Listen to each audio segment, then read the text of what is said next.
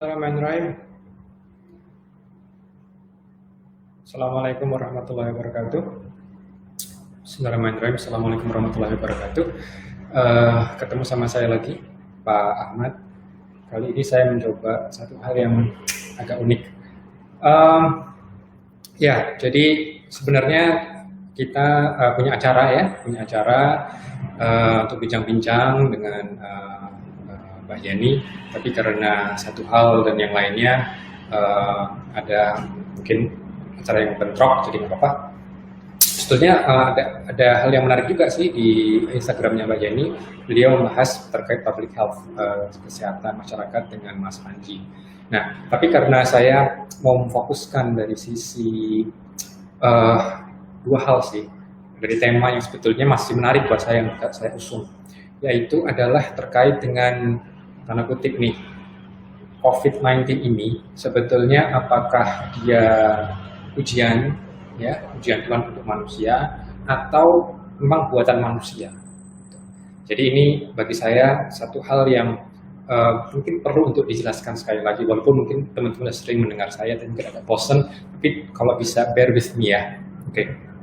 Nah, sebelum kita bertanya terkait dengan ujian Tuhan atau buatan manusia, ini juga terbetik satu pertanyaan yang besar yang mungkin sedang ada di media massa.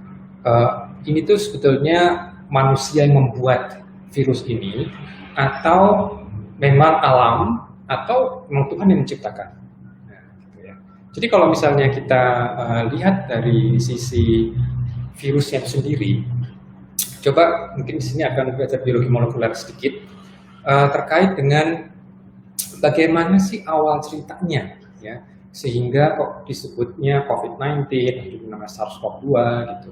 Jadi kalau kita balik di akhir Desember, ya, itu banyak sekali penduduk di Wuhan itu kan datang dengan sakit yang cukup parah, ya, terutama sesak nafas. Nah, dari sesak nafas itu kira-kira apa sih penyebabnya, gitu kan?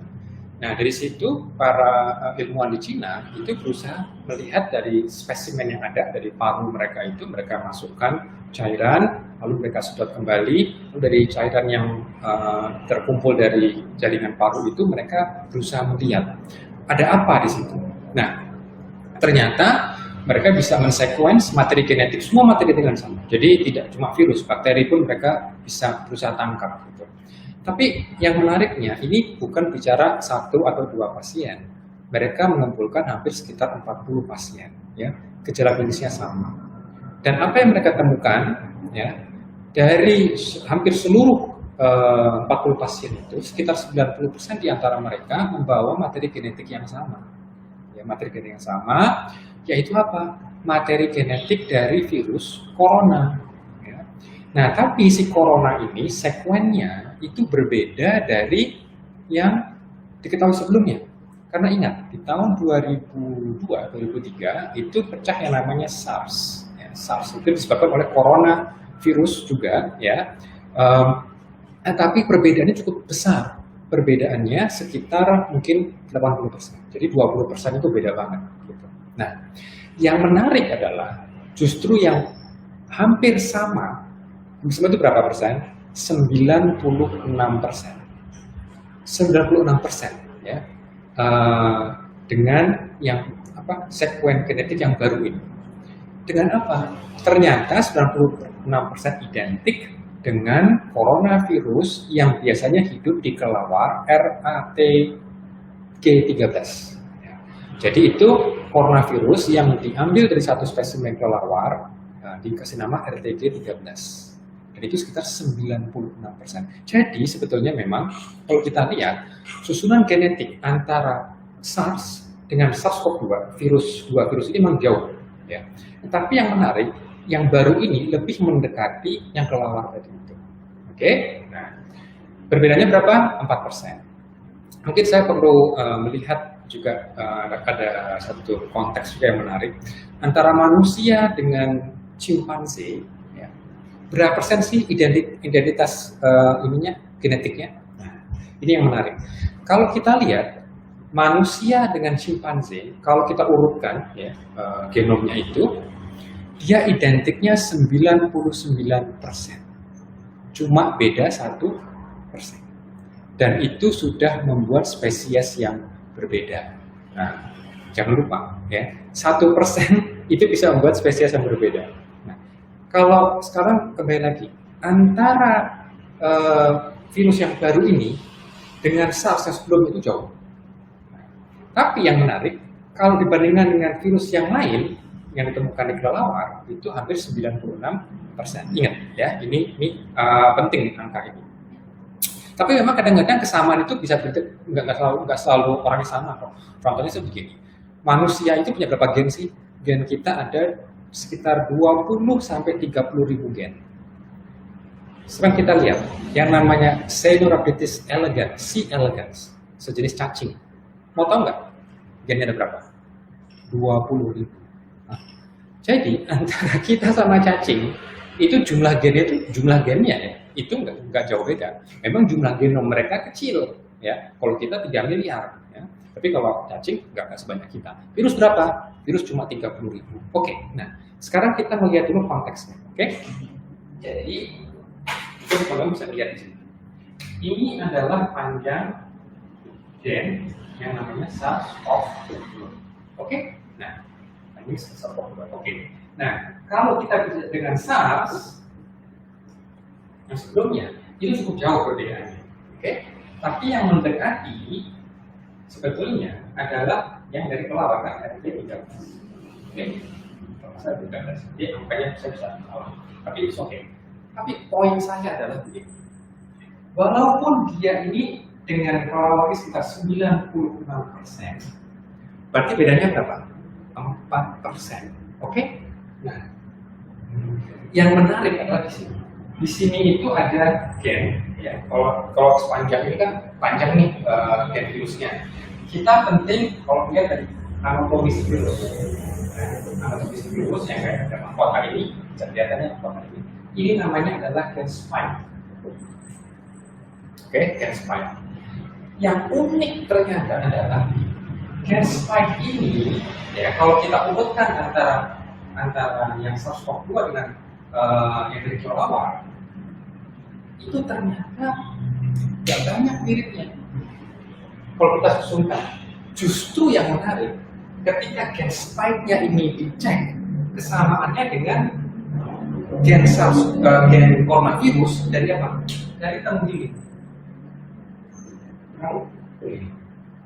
Justru bukan dari kelelawar. Oke?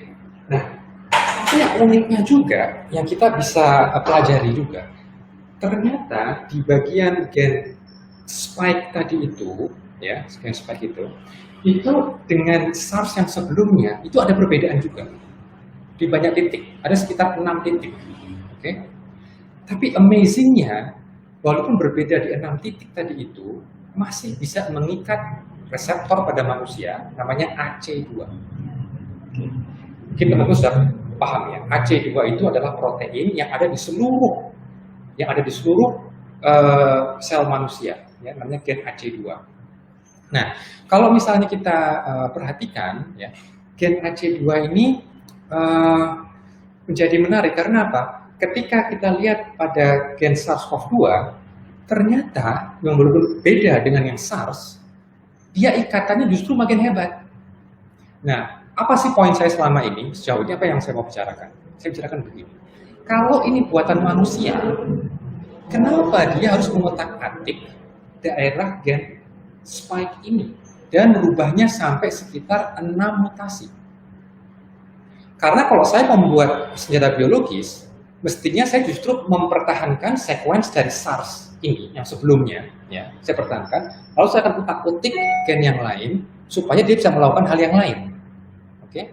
Tapi kenyataannya tidak.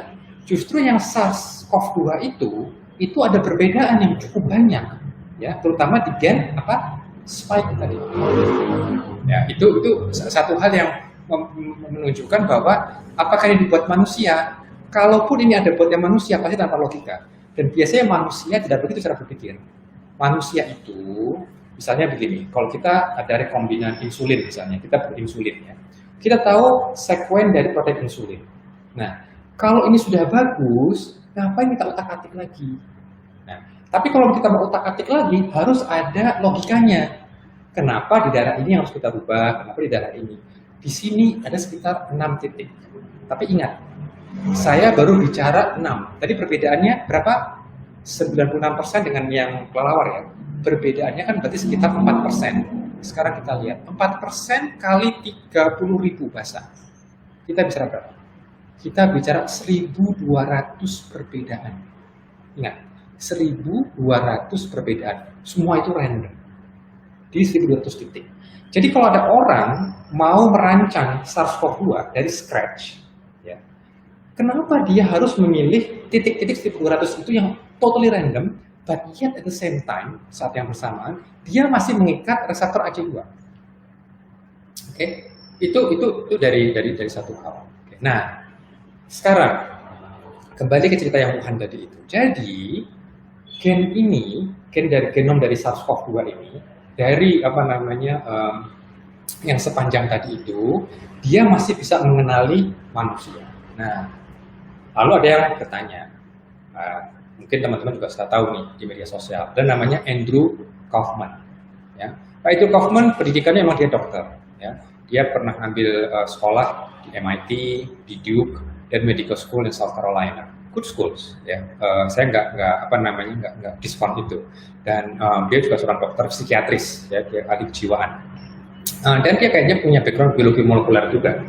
Jadi dia mengatakan begini, dia mengkritik, kenapa cara kita mendiagnosa itu hanya mengambil sampel dari dari manusia, lalu kita berusaha sekuen gennya, gitu kan, dan kita asumsikan gen yang ada di situ adalah penyebab atau milik suatu virus, dan virus itu akan menginfeksi manusia. Dia mengatakan satu hal yang mungkin ada benarnya dalam kutip ya, yaitu apa? Ingat postulat Koch. Nah, ini buat teman-teman yang belajar biologi, ini harus paham nih postulasinya Pak Koch. Kalau yang menemukan Utomo jadi postulasi Utomo ya, tapi karena saya belum lahir dan saya juga mungkin nggak sepandai Pak Koch ya, makanya disebutnya postulasi Koch. Dan ini memang menjadi pertanyaan besar. Apa sih penyebab penyakit COVID-19 ini? Oke, nih. Satu hal saya sudah menyingkirkan, tidak mungkin buat manusia karena nggak ada logikanya di situ ya. Membuat satu perbedaan 1.200 titik yang entirely random, but yet it can masih bisa menginfeksi manusia. Nah, berarti masalahnya gimana? Masalahnya sekarang, oke, secara formal, bagaimana kita membuktikan bahwa ketika ada sekuen tadi ditemukan dari pasien, dia itu adalah penyebab, atau hanya dia itu sebagai bystander aja, dia cuma duduk aja di situ, penyebabnya di sampingnya, the real devil ada di sampingnya, bukan dia, gitu kan? Nah, gimana cara membuktikannya? Pak Andrew Kaufman menunjuk satu hal. Dia mengingatkan kita kepada postulasi Koch. Apa itu postulasi Koch? Jadi teman-teman pasti ingat TBC. TBC itu disebabkan oleh apa? Mycobacterium tuberculosis. Oke. Kita sekarang tahu penyebab TBC adalah Mycobacterium tuberculosis, dan itu gara-garanya Pak Koch. Ya. Tapi Pak Koch punya aturan.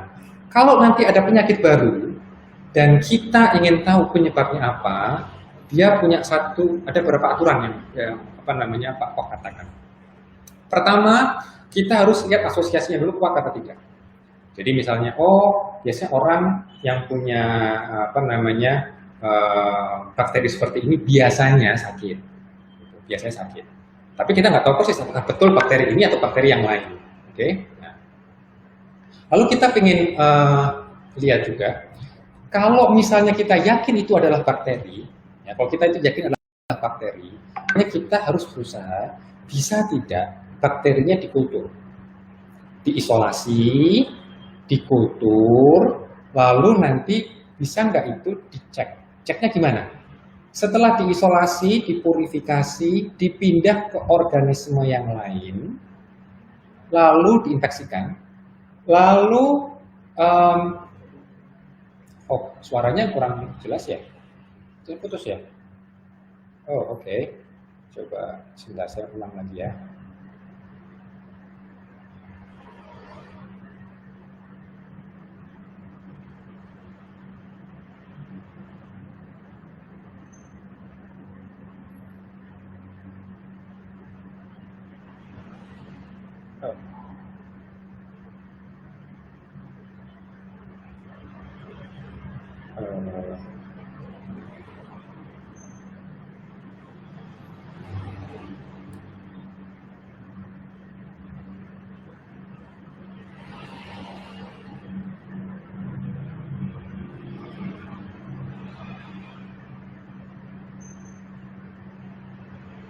Wait, seru.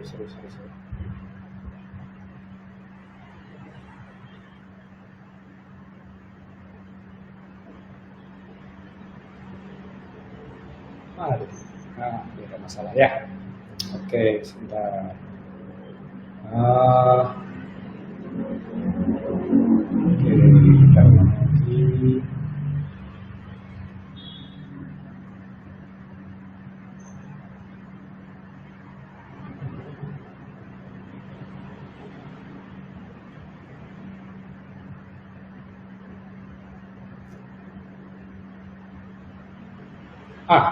Oke. Nah, saya mau ulang lagi ya terkait dengan postulat Koch. Oke. Jadi, apa yang postulat Koch katakan? Pak Koch mengatakan, coba tadi harus dipurifikasi dulu, ya kan? Penyebabnya, dugaan penyebabnya, lalu dipindah ke orang yang sehat atau ke binatang yang sehat.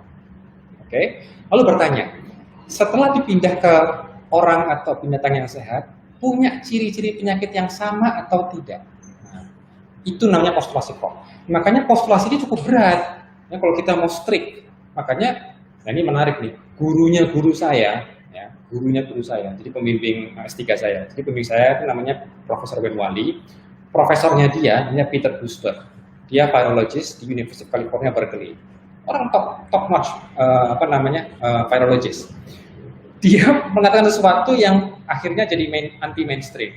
Dia mengatakan HIV bukan penyebab AIDS. Dia mengatakan AIDS itu bukan karena HIV, AIDS itu karena orang kurang nutrisi. Nah, maka dari itu, kalimat Pak Peter Busberg membuat dia dikucilkan juga emang dari komunitas scientist. Tapi emang sains gitu sih, kalau dia udah percaya dengan keyakinannya, kalau dia yakin dia akan sampaikan, dia nggak peduli gitu kan. Nah itu emang keunikan saintis seperti itu. Kadang-kadang bisa keras kepala juga, ya. Kayak saya ini kadang-kadang seperti itu.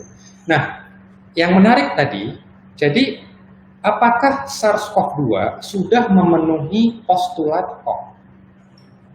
Sudah memenuhi belum?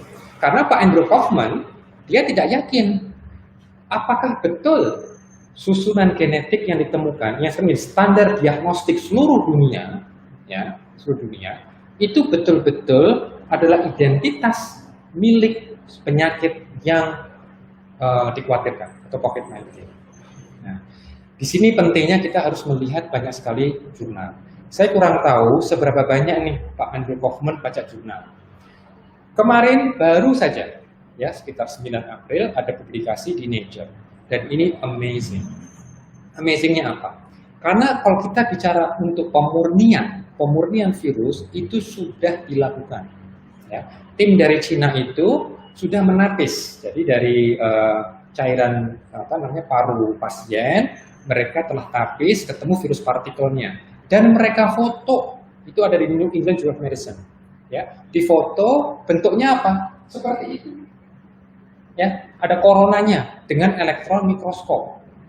Tapi sekali lagi memang ketika mereka temukan foto itu di jaringan atau di sediaan pasien, itu belum mengatakan dia adalah penyebabnya.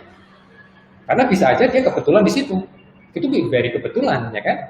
Tetapi memang secara prinsip, kalau kita mau memenuhi postulat Koch, apa yang kita lakukan? Sediaan virus partikel yang masih murni ini harus diapakan? Dipindah ke orang yang sehat. Atau mungkin ke binatang yang lain. Lalu kita tanya, setelah mereka menghirup itu, mereka terkena sesak nafas tidak, gejala yang sama tidak, itu. Itu kalau kita mau jadi saintis yang radikal, yaitu yang harus kita lakukan. Ya, kita lakukan. Jadi ini memang tidak mudah untuk melakukan itu. Ya. Tapi paper yang dari Nature itu, ya, dia melakukan satu hal yang menarik. Kita tahu bahwa virus itu, ya, virusnya itu headset, bantu nggak ya? Oh, headset saya mana tadi ya? Oke, coba sebentar. Headset, oke.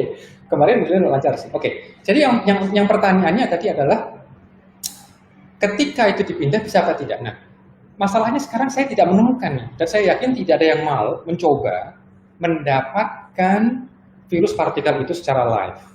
Ya, makanya pada pakai APD semua kan, walaupun memang belum terbukti ya sekitar 2 bulan pertama. Tapi alhamdulillah sudah terbukti. Caranya membuktikannya bagaimana?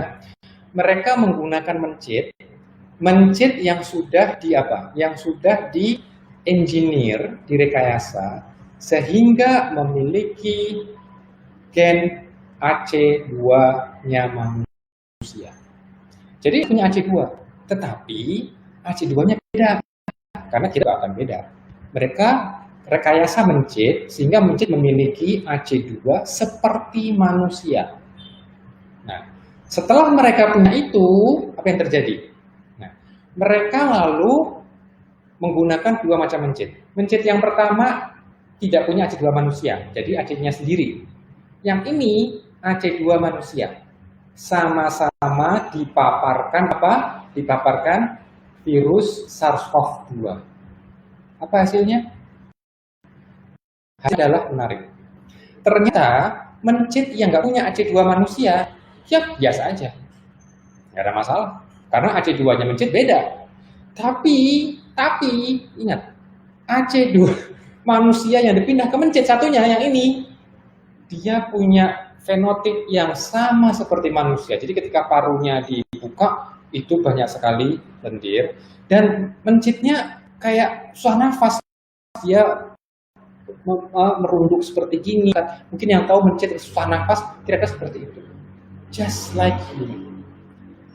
Ini sekarang menguatkan bahwa ya, SARS-CoV-2 partikel dan genetiknya itu memang membuktikan terjadi pada organisme ini, mencit dan manusia itu kan satu kelas, satu mama. Nah, tapi kalau masih mau ngotot juga, ya berarti cuma satu caranya. Gimana caranya? Ya mau nggak mau harus apa? Harus ambil manusia. Nah, tapi kan buktinya nggak cuma itu, ya. Kita punya bukti epidemiologi yang lain, ya, dan dikerjakan bukan cuma satu lab. Ya. Artinya apa? Ada asosiasi yang sangat kuat bahwa antara orang yang punya virus ini, ya, mayoritas ada gejalanya. Memang gejalanya macam-macam, ada yang ringan, ada yang berat, ya. Dan kita juga tahu tidak semuanya punya komorbid yang meninggal, ya. Nah, jadi apa yang saya sampaikan? Maka apa yang dikhawatirkan oleh sebagian orang seperti Dr. Siva, dia juga dari MIT, gitu kan, Dr. Andrew Kaufman, dia juga orang pintar, gitu kan, dia meragukan bahwa ini adalah tidak cukup nih dari sekuennya saja itu bisa menimbulkan penyakit, ya tidak ada bukti yang kuat, ya harus partikelnya. Ya secara prinsipal kalau kita mau isolasi partikelnya dulu akan sangat susah. Dan kenyataannya kita sudah bisa lihat di epidemiologi banyak sekali orang yang sudah terkena gejalanya, ya, ketika mereka positif, gitu. Dan memang agak lama, sekitar 2 minggu. Dan kita juga tahu asosiasinya apa? Betapa banyak sekali rumah sakit yang itu penuh, gitu. Artinya apa? Artinya mereka juga tentu nggak mungkin secara kebetulan juga, gitu ya. Jadi sekarang mestinya tidak ada masalah. Sekuennya bukan buatan manusia yang pertama, ya, bukan buatan manusia. Tapi juga apa? Yang kedua, kita cukup mengenali sekuen itu sebagai surrogate marker. Ya. Surrogate itu apa? Jadi penanda yang bisa mewakili partikel penyakit. Ya, oke. Nah, jadi dari sini kita minimal sudah mengcover, ya, sudah topiknya ini ujian dari Tuhan atau ini buatan manusia. Minimal untuk yang buatan manusia, saya sudah simpulkan apa? Bahwa gen ini memang unik, ya, pada virus, ya. Yang kedua, postulasi Koch sudah terbukti di paper Nature, ya. Nanti kalau misalnya ini saya bisa berikan PM ini kalau mau, gitu kan. Nah, terus yang ketiga, kita bisa mendiagnosa cukup dengan genetiknya saja, misalnya dengan RT-PCR. Oke, ya. Nah, mungkin kalau yang kedua, kalau kita bicara yang kedua, kita bisa lihat ini ujian Tuhan atau gimana. Ya. Nah, mungkin teman-teman pernah ingat bahwa konsep kita, ya, konsep saya minimal, bahwa memang Allah atau Tuhan itu seluruh ciptaannya itu dengan qadar. Ada qadarnya sangat spesifik. Nah, qadar yang sangat spesifik ini ya kita bisa pelajari. Ya seperti tadi sekuennya, ya, terus nanti dari sisi gejala klinisnya gitu. Nah, ujiannya di mana? Ujian kepada kita. Setelah kita pelajari apa yang kita lakukan, ya. Nah, kalau misalnya kita melakukan upaya untuk melakukan tadi tes, gitu kan, dan kita berusaha membatasi orang supaya jangan terlalu banyak berkerumun, gitu. Itulah ujian kita. Ya. Karena apa? Karena sebetulnya manusia punya pilihan kan. Kita mau tetap berkerumun atau tidak. Kita ingin menularkan penyakit atau tidak. Jadi makanya dalam konteks ini memang tidak boleh kita langsung mengatakan yaitu adalah Tuhan tidak adil misalnya. Tidak. Tuhan sudah memberikan clues kepada kita, ya, bahwa kita diberikan kemampuan untuk berpikir. Memang unik pada manusia, ya. Manusia itu dia mampu memahami qadar, memahami karakteristik semua ciptaan Tuhan, ya. Dan dia juga memahami keterbatasan dia. Yang manusia membuat misalnya begini, paru itu kita perlu udara yang tepat, ya, tekanan udara yang pas. Itu kalau misalnya udara yang terlalu tipis, ya, kita bisa mati. Tapi kalau tekanan udara terlalu tinggi, kita juga nggak bisa bernafas. Ya. Dan harus dalam bentuk udara, bukan air. Nah, kalau kita lihat di hewan-hewan yang lain, ya manusia itu kan dan hewan itu kan beda tipis sebetulnya. Ya. Manusia dan hewan itu tidak banyak perbedaannya. Cuma yang jadi menarik adalah yang namanya burung itu tidak pernah kita melihat dia menyelam ke laut dalam. Yang namanya monyet yang paling dekat dengan kita, cimpanze, dia tidak pernah melakukan inovasi. Disitulah bedanya yang menarik. Karena manusia ketika mereka mengetahui qadar, dia tidak menyerah dengan qadar itu. Nah, disitulah Allah, Tuhan, akan mempertanyakan pilihan-pilihan perbuatan ketika kita melakukan yang berbeda dari yang lainnya. Karena cuma manusia yang bisa. Kambing nggak bisa. Kambing tahunya yaitu hidup itu minum dan bergaul dengan samanya. Tapi kalau manusia, dia bisa melakukan jauh lebih dari itu. Nah, karena mereka mampu melakukan itu, disitulah manusia itu akan diuji, dimintakan pertanggungjawaban nanti akhirat. Jadi manusia membuat tabung oksigen sehingga dia bisa masuk ke dalam laut yang dalam. Ya. Kalau misalnya sampai 2 km, ya dia menggunakan kapal selam khusus misalnya, gitu kan? Nah, atau kalau misalnya ke luar angkasa, dia menggunakan teknik yang lain, sehingga dia bisa keluar dari batasannya. Tapi sekali lagi ada batas yang tidak bisa dia bisa lakukan, yaitu apa? Dengan paru. Paru ini, ya, tetap harus butuh udara, bukan air. Itulah qadar yang ultimate buat manusia. Nah, tapi bagaimana caranya udara bisa masuk ke situ? Nah, di situ ada ada pikiran yang Allah akan uji. Kamu dulu, ya, dengan kemampuan bisa melakukan itu, bisa menyelam ke laut dalam, bisa naik ke angkasa. Apakah itu membuatmu menjadi semakin baik kepada yang lain? Apakah upaya itu membuat kehidupan menjadi makin sejahtera? Atau justru menyengsarakan dengan kemampuan membunuh misalnya, ya, 100.000 orang sekaligus dengan cara yang sangat efektif dengan kemampuan kami kepada Allah, yaitu apa? Membuat bom nuklir. Nah, atau kemampuan yang sama untuk membuat listrik jutaan watt. Nah, di situ ketika kita mengetahui qadar dari partikel, ya, proton, elektron, neutron, gitu, ketika fisi apa yang terjadi, ketika fusi apa yang terjadi, itu kita bisa pelajari. Tetapi pilihan perbuatan setelah mengetahui qadar itu Allah akan tanya di akhirat. Nah, maka dari sini para ilmuwan, terutama saya, karena saya beragama Islam dan saya meyakini betul bahwa nanti di akhirat pasti ditanyakan pertanggungjawabannya, disitulah ujian Tuhan.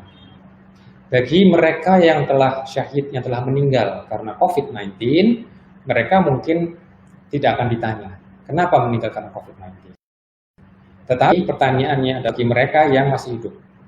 Ketika mereka itu hidup, apa yang mereka lakukan untuk melakukan pengendalian wabah ini, gitu ya.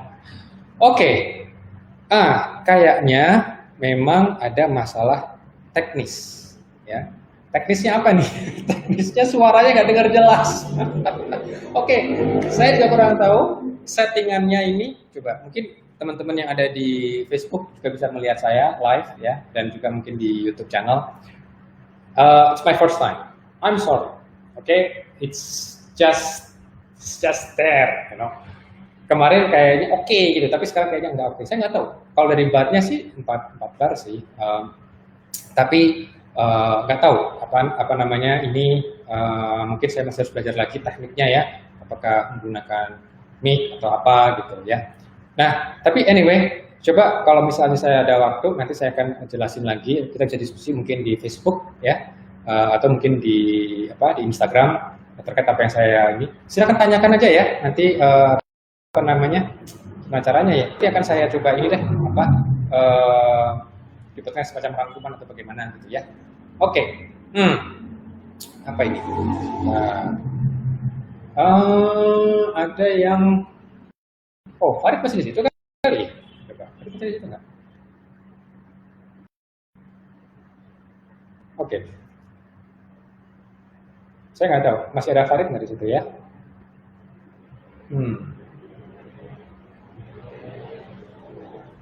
Oke, kayaknya Farid masih connecting juga di sini.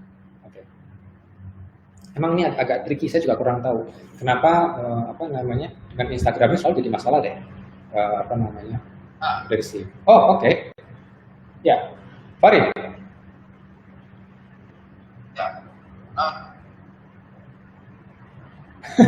Iya bang, putus-putus bener ya. Ini connectingnya, wah luar biasa ini.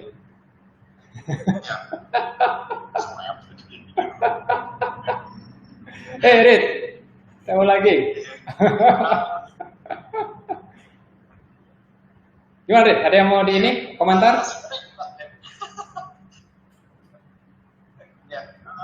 Sebenarnya ini saya nyambung sedikit lebih ke teknis.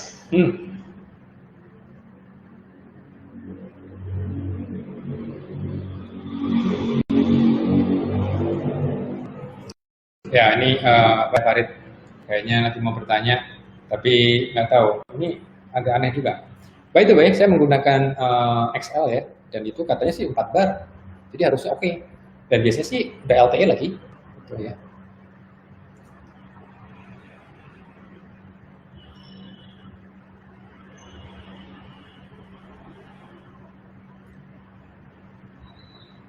Oke, mau di chat, oke deh.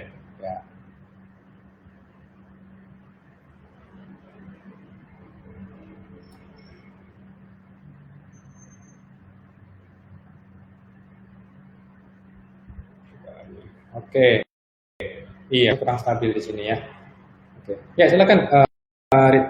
Ada yang mau di ini?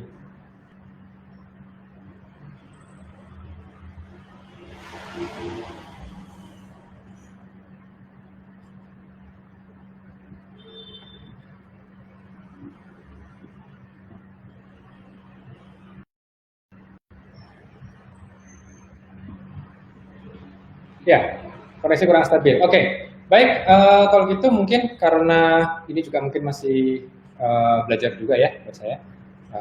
Nanti coba kita akan carikan media yang lebih tepat, gitu ya. Mohon maaf teman-teman, ya kalau misalnya ada hal-hal yang kurang berkenan atau suaranya kurang bagus, ya nanti ini kita bisa perbaiki di lain kesempatan. Oke? Baik, terima kasih. Coba ini saya bisa ini dulu nggak ya? Sebentar. Let me see something dulu. Oke, terkait dengan ini, sebentar. Sebelum kita pisah sebentar dulu. Cuma do something very good dulu. Ini sedikit udah kelihatan belum ya?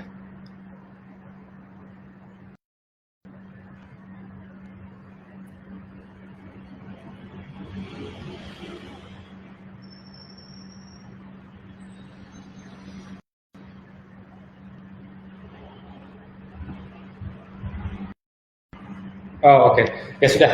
Eh, oh, oke. Pertanyaan Farid gimana, Rit? Oh, sorry. Mungkin ada pertanyaan. Terkait dengan pertanyaan Farid, Eijkman sudah melaporkan teknis ya COVID, ya. Eh, Pertanyaannya apa nih? Betul, Eijkman sudah menemukan itu. Ada sekitar 9.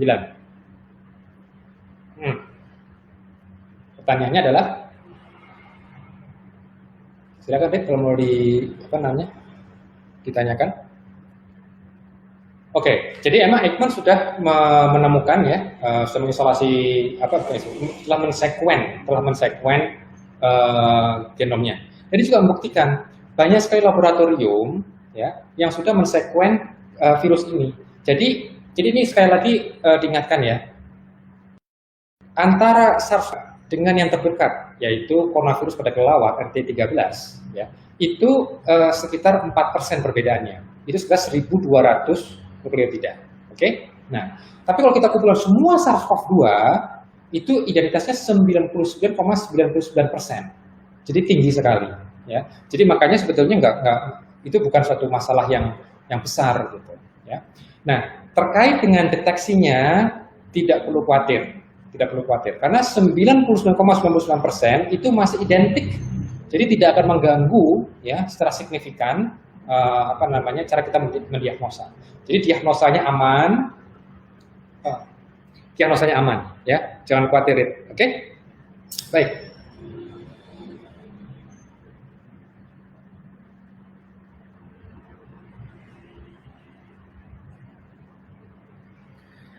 Oke, thank you, teman-teman. Ini kayaknya saya sudah masih bisa live nggak ya? Oke, jadi mungkin sebelum saya saya tutup. Jadi intinya adalah tadi apakah itu buatan manusia? Tidak, ya. Bagaimana buktinya? Dari genomnya kita sudah bisa melihat, gitu ya. Karena perbedaannya terlalu random dan nggak ada logika, ya. Tetapi variasi tadi ternyata sudah ada di spesies yang lain. Jadi ada di coronavirus yang pangolin dan ada di coronavirus kelelawar yang lain. Jadi artinya apa? Artinya memang alam itu melakukan silaturahmi. Jadi antar virus ya mereka bersilaturahmi. Tapi memang ada misteri. Sebetulnya ada tidak binatang yang mempertemukan variasi-variasi tadi itu dan binatang tersebut yang connect ke manusia. Nah hingga sekarang kita masih belum tahu binatang itu apa. Gitu ya.